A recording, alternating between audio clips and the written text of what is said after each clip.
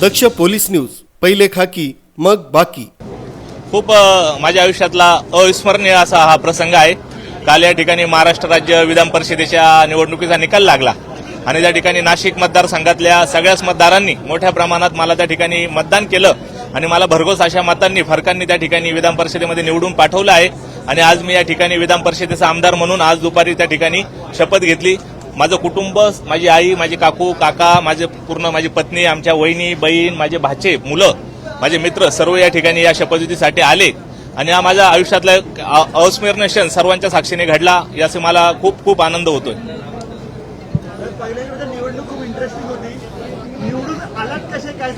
आता निवडणूक पार पडली त्याच्यामुळे त्या प्रश्नाला काही मला वाटत नाही का आता खूप हे राहिले। आता भविष्यात मी काय करणार आहे ते विचारलं तर मी ते सांगू शकतो।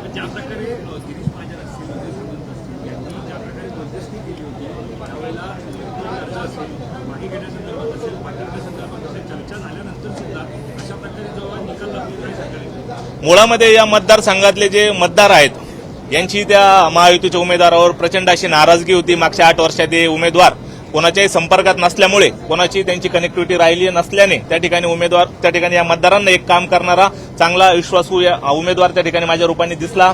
त्या ठिकाणी सगळ्या मंत्र्यांनी मला आग्रह केला होता, मी माझा प्रचार थांबवला पण मी माझा पाठिंबा कोणाला दिलेला नव्हता।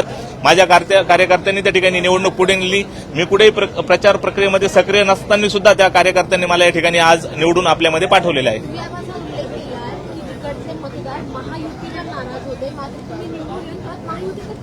नाही, ते उमेदवार मतदार तर उमेदवारावर नाराज होते, महायुतीवर नव्हते नाराज। नाही, उमेदवारावर।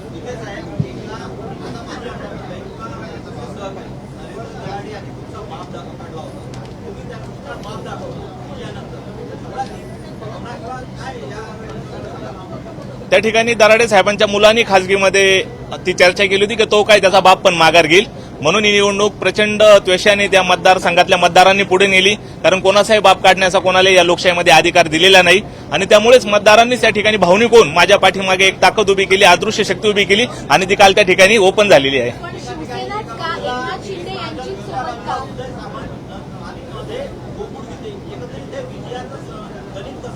नाही, त्यांनी प्रामाणिकपणे त्यांच्या उमेदवाराचा त्या ठिकाणी प्रचार केला, पण मतदार जे होते त्यांना वैचारिक स्वातंत्र्य आहे। लोकशाहीमध्ये त्यांचं वैचारिक मत त्यांना देण्याचा अधिकार आहे। जरी ते कुठल्याही पक्षाचे घटक असले तरी एक चांगला उमेदवार त्यांना माझ्या रूपात त्या ठिकाणी दिसला। त्यांनी मला त्या ठिकाणी मतदान केलं आणि मतदान हे गुप्त पद्धतीने असल्यामुळे ते मतदान कोणालाही करू शकत होते आणि ते त्यांनी मला केलं।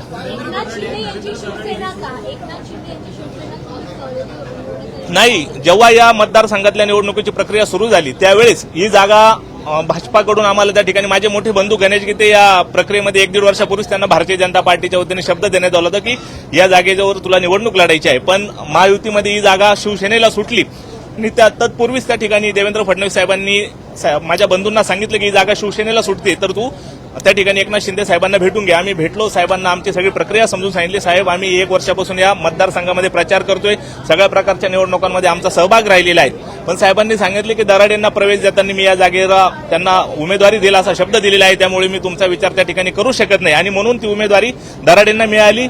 आणि तेव्हाच मी त्यांना सांगितलं होतं की साहेब 18 जूनला त्यानंतर 22 जूनला मत मोजणी होईल, त्या दिवशी आमदार झालो तर मी नक्की तुम्हाला त्या ठिकाणी येऊन भेटेल आणि काल मी त्यांना भेटलो। नाही, मी सांगितलं ना, मतदारांना त्यांचा मत देण्याचा अधिकार आहे। महायुतीतले महाविकास आघाडीचे सगळेच मतं मला त्या ठिकाणी मिळाले म्हणून माझा विजय सफल झाला। असू शकते।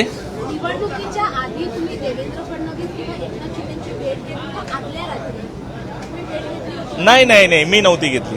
नाही,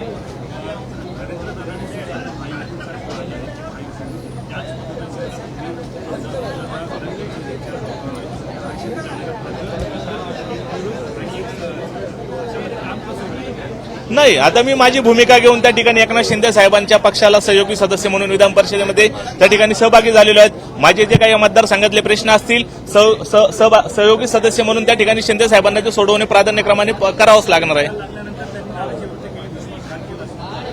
त्यांची नाराजगी साहजिक राहणार आहे, कुठलाही पराभूत उमेदवार तेच करणार, त्यांनी ते केलं। जर त्यांनी तशी भूमिका दाखवली तर नक्की घेईल।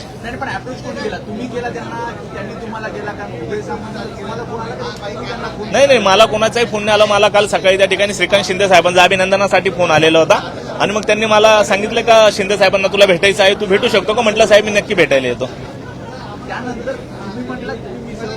हो, मग मीच भूमिका सांगितली की मी ज्या मतदारसंघाचं त्या ठिकाणी नेतृत्व करत आहे, आमदार म्हणून निवडून आलाय, ते खातं एकनाथ शिंदे साहेबांच्या अंडर येतं आणि त्या मतदारसंघात काम करण्यासाठी मला शिंदे साहेबांचं त्या ठिकाणी त्यांच्यासोबत जाणं योग्य वाटलं.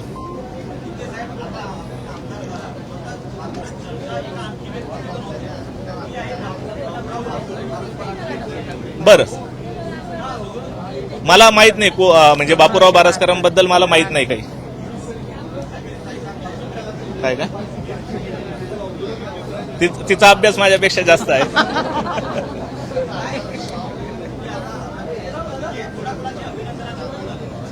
नाही, आता तर मला सगळे मंत्रिमंडळातले ज्येष्ठ मंत्री, माननीय मुख्यमंत्री साहेब, उपमुख्यमंत्री साहेब, आपल्या उपमुख्यमंत्री ताई, सर्व मंत्रिमंडळ, सर्व आमदार मला आतमध्येच भेटले. सर्वांनी माझं प्रत्यक्ष भेटून अभिनंदन केलं. नाही, आता इतका वेळ अजून भेटलेला नाही. आज अधिवेशन सुरू झालेलं आहे कालपासून. काल संध्याकाळी एक 10 मिनिटं आमची बैठक झाली आणि आज माझ्या फॅमिलीसोबत त्यांनी थोडा वेळ दिलेला आहे. राजकीय अशी चर्चा आज नाही, माझ्या मुलाला सांभाळ एवढंच त्यांनी सांगितलं.